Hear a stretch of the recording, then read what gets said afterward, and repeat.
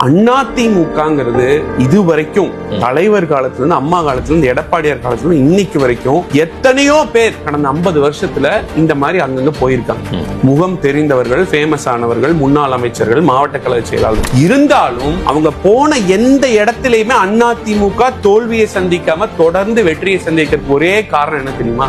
தொண்டர்களால் இயக்கப்படும் இயக்கம். நீங்க சொல்றீங்க இல்லையா, ஒரு கிளை செயலாளர் வச்சு ஜெயிச்சிட முடியுமா? ஆமா, அந்த கிளை செயலாளரோட எண்ணத்தை தான் இதுவரைக்கும் இங்க பொதுச் செயலாளர்கள் யாரா இருந்தாலும் பிரதிபலிச்சுட்டு இருந்திருக்காங்க.